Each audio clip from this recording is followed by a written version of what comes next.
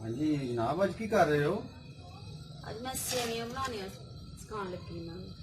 हाँ तो बड़ा मजेदार काम है। हाँ जी।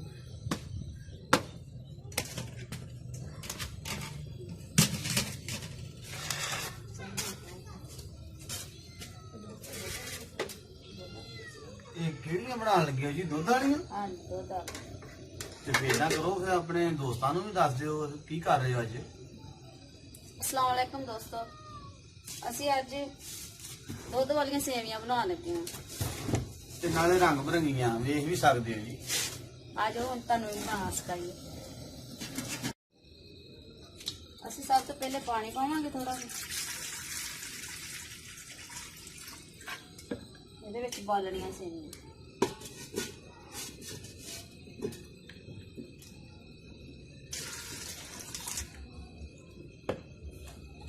ਅੱਧਾ ਕਿਲੋ ਸਾਡੀਆਂ ਸੇਵੀਆਂ ਨੇ ਤੇ ਸਿਰਫ 2 ਗਲਾਸ ਪਾਣੀ ਸੀ ਪਾਇਆ ਉਬਾਲਣ ਵਾਸਤੇ।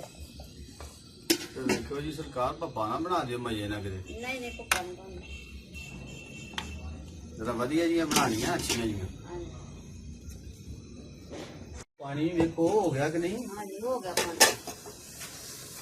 ਪਾਣੀ ਵਾਲਾ ਆ ਗਿਆ। ਹਾਏ ਹਾਏ ਕੀ ਬਾਤ ਹੈ।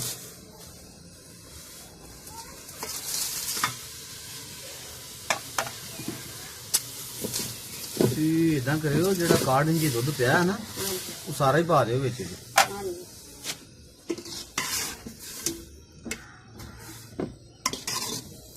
ਭਾਵੇਂ ਮਲਾਈ ਵੀ ਪਾ ਦੀ ਵਿੱਚ ਜੀ। ਪਾਣੀ ਸੀ ਇਸ ਤੋਂ ਘੱਟ ਪਾਇਆ ਸੀ, ਦੁੱਧ ਜ਼ਿਆਦਾ ਪਾਣਾ ਹੈ। ਉਹ ਮੇਰੀ ਵੀ ਸੁਣ ਲਓ ਮੈਂ ਕਹਿੰਦੇ ਆ। ਹਾਂਜੀ ਮੈਂ ਉਹ ਕਰੀ। ਭਾਈ ਮਲਾਈ ਵੀ ਪਾਉਣੀ ਹੈ ਵਿੱਚ। ਹਾਂਜੀ ਪਾਣੀ ਮਲਾਈ ਵੀ ਪਾਣੀ ਹੈ। ਹਾਂ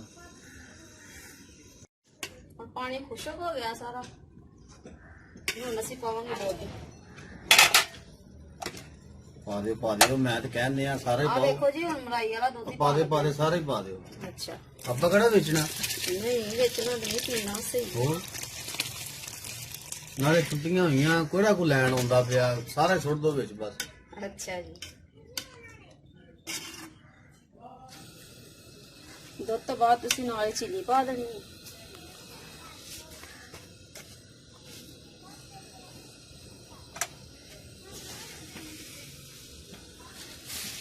ਚੀਨੀ ਤੁਸੀਂ ਇੰਨੀ ਪਾਣੀ ਜਿੰਨੀ ਤੁਹਾਨੂੰ ਜ਼ਰੂਰਤ ਹੈ। ਪਾ ਦੇ ਕੋਈ ਗੱਲ ਨਹੀਂ, ਸਰਫਾ ਨਾ ਕਰ ਬਸ। ਨਹੀਂ ਸਰਫਾ ਨਹੀਂ ਕਰਦੀ। ਹਾਂ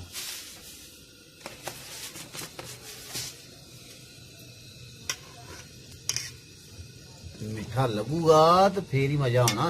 ਹਾਂਜੀ ਬਸ ਦੁੱਧ ਖੁਸ਼ਕ ਹੋਣ ਤੱਕ ਅਸੀਂ ਕਰਨਾ।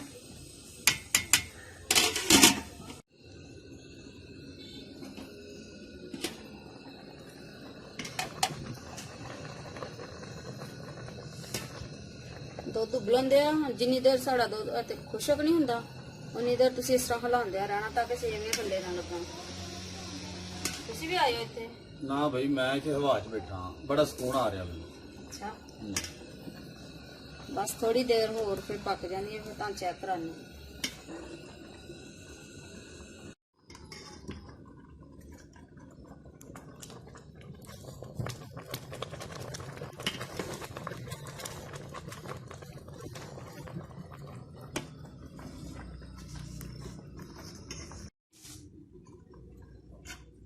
बस सेवियां पक गई हैं। बस इन्ना को दुध रह जाए तुसी चूल्हे तो उतार लो। मैनू भी कोल बुला लो कि कल्ले खा चले हो। आ जाओ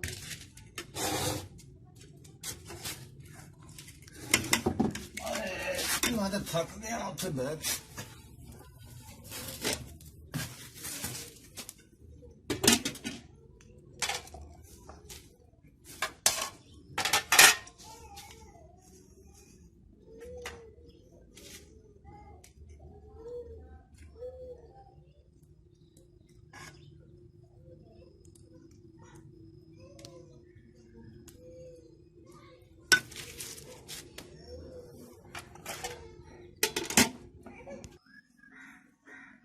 हेलो सर लियाओ जी लियाओ, चेक करके दसो।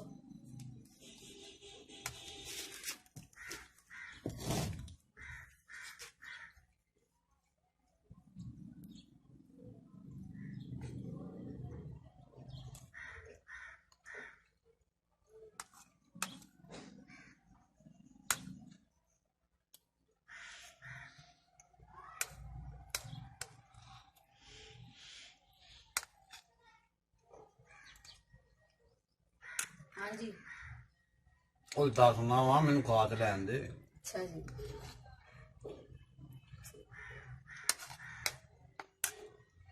ਬਹੁਤ ਵਧੀਆ, ਬਹੁਤ ਅੱਛੀਆਂ ਬਣਾਈਆਂ ਤੁਸੀਂ। ਚਲੋ ਹੁਣ ਏਦਾਂ ਕਰੋ, ਮੈਨੂੰ ਹੁਣ ਸੇਵੀਆਂ ਖਾਣ ਦਿਓ ਤੇ ਤੁਸੀਂ ਆਪਣੇ ਦੋਸਤਾਂ ਨਾਲ ਗੱਲ ਕਰ ਲਓ।